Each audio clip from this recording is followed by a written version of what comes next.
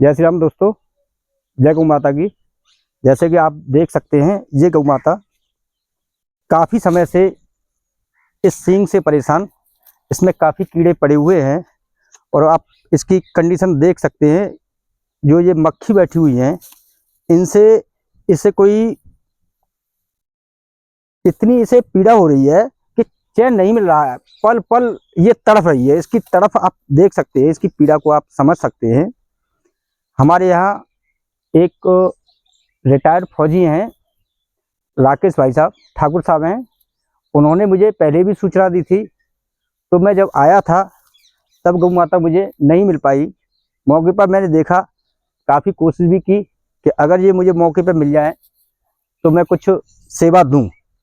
लेकिन आज हमारे ऐसे गौ भक्तों ने, आप देख सकते हैं, इन्होंने गौ माता को पकड़ लिया है और पकड़ के मुझे कॉल कर दी और बता दिया कि गौ माता है यहाँ परेशान है। तो इस चीज़ को देख करके मैं काफ़ी दूर से आया हूँ और गौ माता की सेवा में अभी मैं इसके दवा लगाता हूँ, जिससे ये सभी कीड़े और जो भी परजीवी हैं ये ख़त्म हो जाए।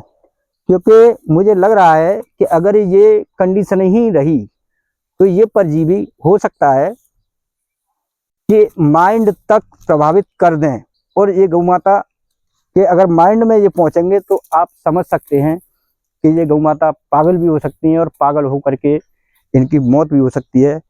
इसलिए ये सब चीज़ देख करके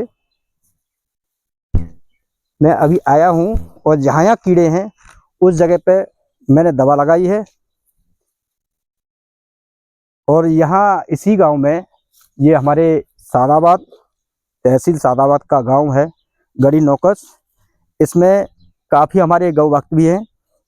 जहाँ कहीं भी अगर कोई दिक्कत होती है गौवंश को, तो बेचारे हमें सूचना दे देते हैं और मौके पर आकर के हम इसी प्रकार गौ सेवा में जुट जाते हैं। अभी भाई साहब जा रहे थे अपने किसी काम से, अर्जेंट काम से। जब इन्हें मालूम पड़ा कि गौ सेवा होनी है तो इन्होंने अपना कार्य छोड़ दिया और कार्य छोड़ करके इन्होंने हमारा साथ दिया। तो मेरा आप सभी से, जितने भी हमारे सनातन भाई हैं, सभी से मेरा कहना ये है, ये बेजुबान जीव है। इनकी पीड़ा अगर आप और हम नहीं समझेंगे तो ये अपनी पीड़ा किसे बताएंगे।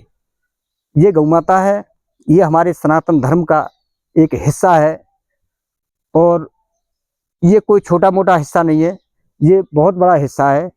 आज का समय का कुछ परिवर्तन है। आपने देखा होगा, काफ़ी समय पहले ऐसा होता था कि भूलवश किसी भी व्यक्ति ने डंडा मारा और गौ माता अगर ख़त्म हो गई तो लोग एक कलंकी के रूप में मुंह को ढक करके 12 गांव मांगता था। जब भीख मांगता था, उसके बाद गंगा नहाने के लिए जाता था और उसके बाद भी कन्याओं के लिए भोजन कराने की व्यवस्था ये रखता था। आज का समय देखिए, और मुझे लगता है कि यही कारण है कि हमारे देश में इतनी भयंकर और इतनी बड़ी बड़ी बीमारियां जन्म ले रही हैं। क्योंकि इन गौ माता के इस पीड़ा को देख करके लोग ये नहीं सोचते कि इस गौ माता की, ये गौवंश की हम जान बचाने के लिए हम भी आगे आए। कुछ जगह तो हमने ये देखा है कि हमें लोग देखते हैं और कहते हैं कि हो सकता है ये कोई आदमी वैसे ही घूम रहा है। लोग तरह तरह की बातें करते हैं, लेकिन हमें किसी के बारे में कुछ नहीं कहना और न किसी के बारे में कुछ सोचना। हमें तो सेवा देनी है। गौ माता है हमारे लिए, ये सबसे बड़ा हमारा मंदिर है और इससे बड़ी हमारी कोई ना कोई सेवा है और ना कोई पूजा है। अभी मैं एक इंजेक्शन और लगा रहा हूँ, जिससे कि जो भी कीड़े पड़े हुए हैं सारे कीड़े खत्म हो जाएं और गौ माता की जान बच जाए।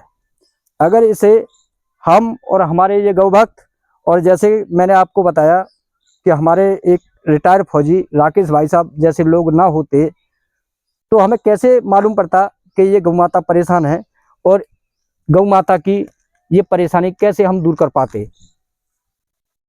अब इसी प्रकार हम एक बेजुबान जीव की जान बचाने में लगे हुए हैं। आप देख सकते हैं कितना ऊधम कर रही है गौ माता।